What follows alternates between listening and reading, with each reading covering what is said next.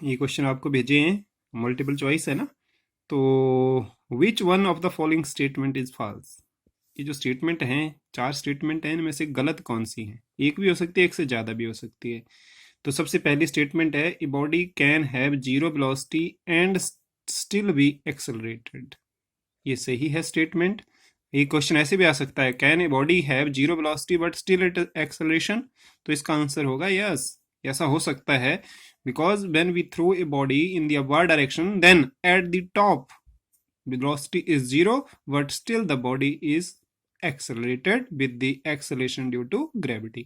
यानी कि हम जब वस्तु को नीचे से ऊपर की तरफ फेंकते हैं ना, नीचे से ऊपर की तरफ फेंके तो टॉप पे जाके उसकी वेलोसिटी जीरो होगी, परंतु फिर भी उसकी वेलोसिटी में इंक्रीज होती रहेगी।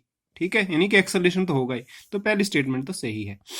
दूसरा, a body can have a constant velocity and still have varying speed.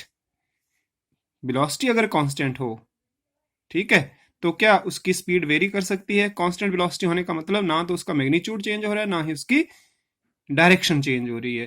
तो स्पीड क्या होती है, स्पीड होती है मतलब स्पीड भी कांस्टेंट रह रही है और डायरेक्शन भी। ठीक है, तो इसका मतलब वेरिंग स्पीड तो हो नहीं सकती, इसलिए दूसरी स्टेटमेंट जो है वो गलत है। तो सही हमारा आंसर बी ही होगा। ठीक है, पर आगे भी देख लेते हैं, कोई और तो नहीं है। A body can have a constant speed and still have a varying velocity. Vary मतलब चेंजिंग। कांस्टेंट स्पीड हो तो भी क्या उसकी वेरिंग वेलोसिटी हो सकती है, चेंजिंग वेलोसिटी हो सकती है। यस, क्यों? क्योंकि स्पीड अगर कांस्टेंट है तो भी उसकी डायरेक्शन में चेंज तो हो ही सकता है। अगर डायरेक्शन में चेंज हो गया तो स्पीड चेंज हो रही है। तो ये भी सही है स्टेटमेंट। अब डी पे आ जाते हैं। The direction of velocity of body can change when it's acceleration is constant. अगर एक्सेलरेशन कांस्टेंट है तो भी उसकी वेलोसिटी की डायरेक्शन जो है, velocity direction of velocity of body can change अगर कांस्टेंट एक्सेलरेशन। इसका एग्जांपल तो है ही सर्कुलर मोशन। सर्कुलर मोशन में एक्सेलरेशन कांस्टेंट होता है, पर हर पॉइंट पे जाके हर पॉइंट पे डायरेक्शन चेंज होती है। ठीक है, तो इसका सही आंसर क्या आएगा, बी। उसके बाद है the displacement of A particle starting from the rest is this. ये एस दिया है, तो देखो एस क्या दिया है,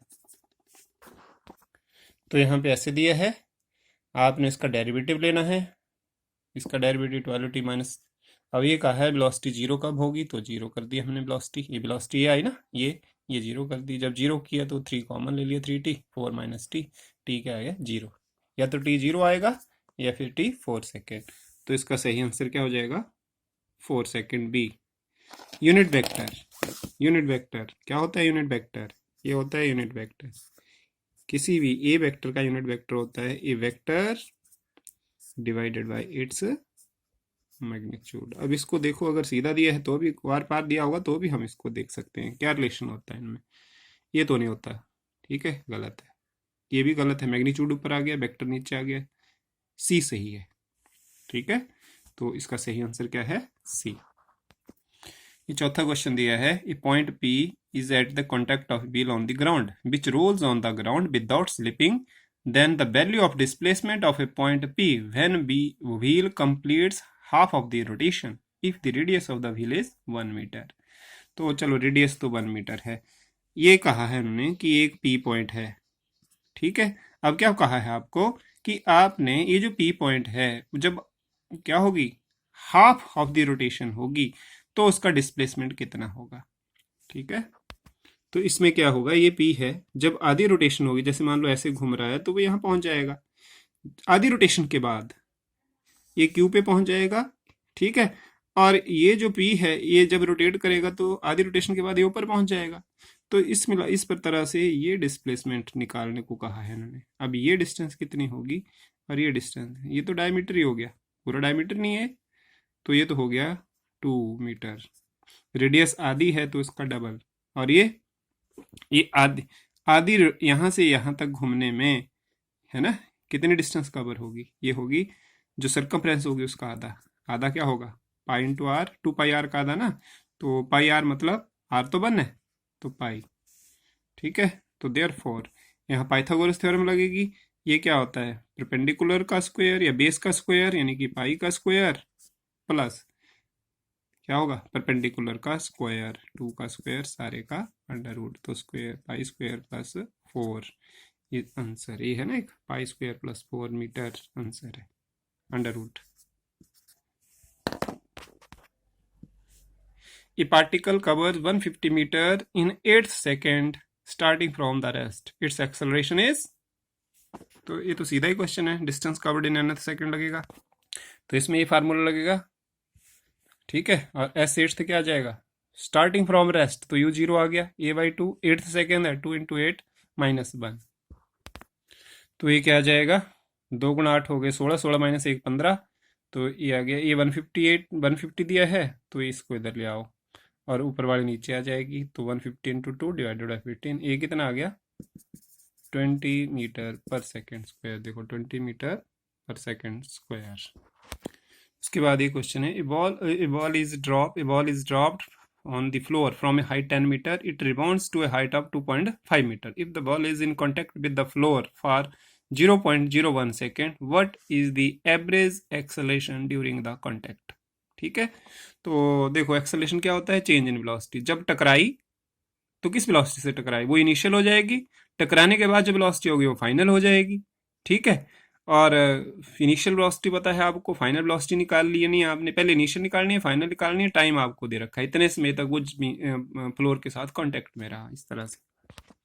तो यहाँ पे क्या कहा है आपको, बॉल इज ड्रॉप्ड, तो यू जीरो है, ठीक है, जीरो वेलोसिटी से इसको फेंका, अब जब नीचे आ रहा है तो उसकी वेलोसिटी क्या होगी, दी क्या है आपको, हाइट मतलब डिस्टेंस, तो कौन सा फार्मूला लगेगा, v square minus u square is equal to 2, a की जगह नीचे गिर रही है g इंटू एच, ये जीरो है, तो v क्या आ जाएगा 2gh, ठीक है, तो ये आ जाएगी 2g की वैल्यू 9.8 इंटू एच की वैल्यू 10, ठीक है, तो ये तो कट गया 98/10 और 10 कैंसर, अंडर रूट भी है ना, तो आप देखेंगे ये बनेगा 196 और ये होता है 14 मीटर पर सेकेंड, तो इनिशियल वेलोसिटी आ गई ये।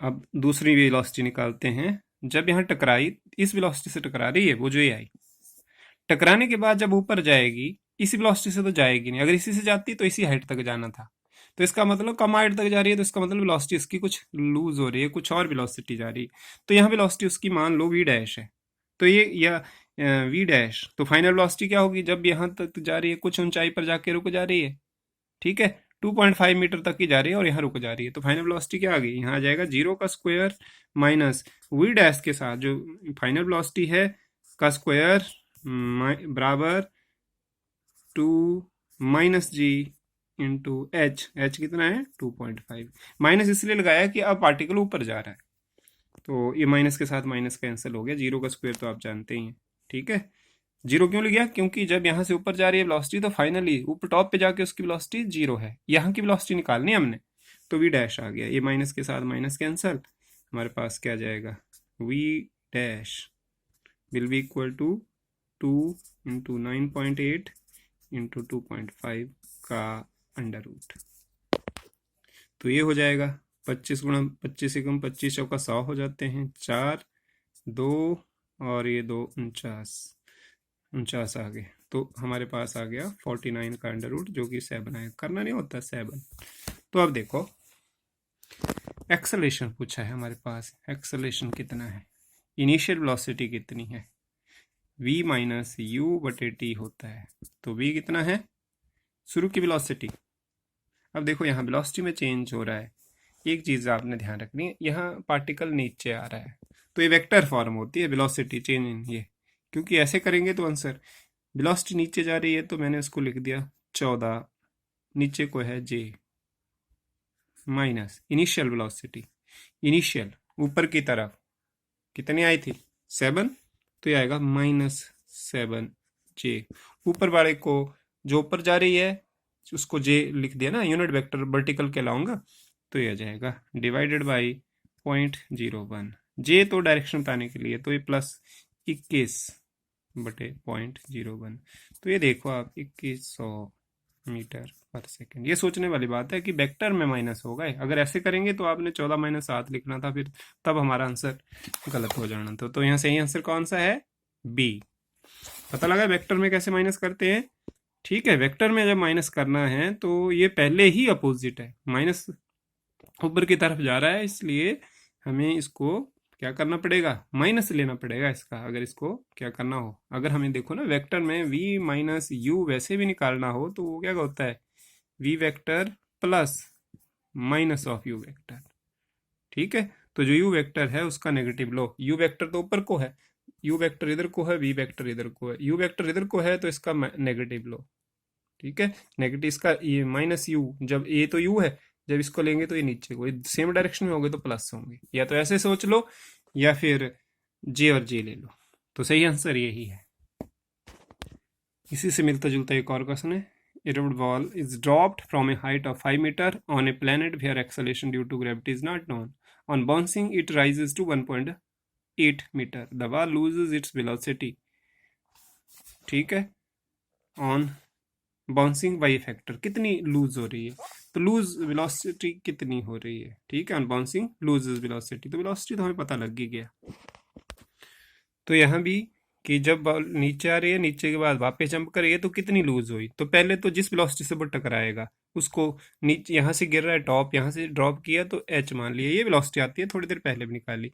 अब जिस वेलोसिटी से वो वापस जा रहा है उसको मैं बी डैश कह देता हूँ, वो क्या आएगा, वो 2g h डैश आ जाएगा। अभी थोड़ी देर पहले निकाली ना, दोनों चीजें बताई हैं आपको। अब लॉस कितना हुआ, आपको कहा है loss in velocity by factor. Factor का मतलब ये हुआ कि v डैश माइनस v, ये तो होगी लॉस। ठीक है, v डैश क्या इनिशियल ज्यादा होगी तो v minus v dash divided by थी कितनी, इसको बोलेंगे हम। ये क्या दे रहा है, लॉस, और ये इनिशियल, तो क्या आ गया, यहाँ भी भर दूं मैं। वैसे तो हमें 2g h under root sorry h minus 2g h divided by 2g h, तो आप इसके साथ इसको डिवाइड करो इसको, तो यहाँ पे इसके साथ पहले इसको डिवाइड करो, 1 आ जाएगा, minus 2g h upon 2g h का अंडर रूट आ जाएगा। ठीक है, ऐसा इसलिए किया कि 2g कैंसिल, तो यहाँ पे पहले मैंने इसको इसके साथ डिवाइड किया माइनस, फिर इसको इसके साथ किया, तो ये आएगा, क्या आ गया, 1 minus h dash upon h dash क्या है, ये है 1 माइनस 5 अपॉन 1.8। ठीक है, तो h डैश कितना है, 1.8। ठीक है, डिवाइडेड बाई 5, तो आप इसको सॉल्व करेंगे तो अपने आप ही आ जाएगा 1 माइनस, ये 18/50 बनेगा, 18 हो गया 9 और ये हो गया 25, तो 25 एलसीएम लेके ये क्या आएगा, 25 माइनस 9 यानी कि 16/25।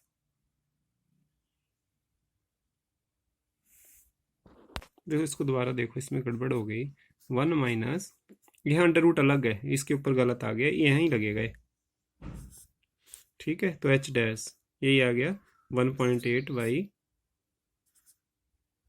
5, तो ये हो जाएगा 1 माइनस अंडर रूट 18/50, तो 18 बटे मतलब 9/25, 9/25 मीन मतलब ये कट जाएगा ना 9 और ये 25, 9 का हो गया 3 और 25 का हो गया 5, तो ये आ जाएगा 5 माइनस 3/5 यानी कि 2/5 आंसर। तो इसका सही आंसर है 2/5। उसके बाद है डिस्टेंस, वी नो ये फार्मूला होता है ना, इसमें डायमेंशन ऑफ एस एनथ, तो ये होगा इसका सीधा, ये डिस्टेंस टेबल इन एनथ सेकंड है, तो एस एनथ का क्या होगा, एल ए डिस्टेंस ही होगा, इसमें तो कोई सोचने वाली बात ही नहीं। ठीक है, उसके बाद है a body is projected vertical up with velocity v vector and after some time it returns to the point from where it was projected. The average velocity and average speed of the body for the total flight are. ठीक है, तो पहली बात, यहाँ से वस्तु को फेंका, ऊपर गई फिर वापस आ गई, v वेलोसिटी से फेंका था उसको, उसी जगह वापस आ गई, तो क्योंकि एवरेज वेलोसिटी क्या होती है, total displacement divided by time, तो एवरेज वेलोसिटी जो होगी वो 0 आएगी। ठीक है, एवरेज वेलोसिटी क्या आएगी, 0, तो सीधी सी बात है कि या तो बी आंसर होगा या सी। ठीक है, पर यहाँ आंसर जो होगा वो बी है। ठीक है, आंसर क्या होगा बी। आप ये सोचें कि b/2 कैसे आया। अब यहाँ अगर 0 के साथ एंड v/2 होता, सॉरी v ही होता, तो फिर मुश्किल हो जानी थी ना। एवरेज स्पीड क्या होगी, इसमें 0 नहीं है। पहले एवरेज वेलोसिटी पूछी ना, एवरेज वेलोसिटी तो 0 आ गई है, तो या ये होगा, ये होगा। पर दूसरे में अगर v/2 है तो आंसर तो यही है, क्योंकि यहाँ आइडेंटिफाई हो गया, 0 नहीं होगी। गया है फिर आया है, डिस्टेंस भी कवर की उसने, वेलोसिटी भी है, तो 0 तो नहीं होगा, तो यही है। फिर v/2 कैसे आया, इसके बारे इसको निकालते हैं जरा। तो यहाँ एवरेज स्पीड क्या होगी, total distance divide by total time taken. यहाँ से वस्तु ऊपर गई और फिर वापस आई, तो यहाँ से जाने तक अगर इसने एच हाइट कवर की तो वापस आने में भी एच ही, तो total distance H plus H होगी। अब यहाँ से वी वेलोसिटी से उसको ऊपर फेंक रहा है, टॉप पे जाके उसकी वेलोसिटी क्या हो जाएगी, 0। तो फार्मूला टाइम कितना लगा, ये लगेगा v is equal to u plus a t. तो फाइनल वेलोसिटी 0 है, u v से फेंका है, a ऊपर की तरफ फेंका है माइनस जी। तो यहाँ से ये ऊपर जाने के लिए जो टाइम आएगा वो v/g आएगा। बिल्कुल ऐसे नीचे आने के लिए भी टाइम ही आएगा, v प्लस जी।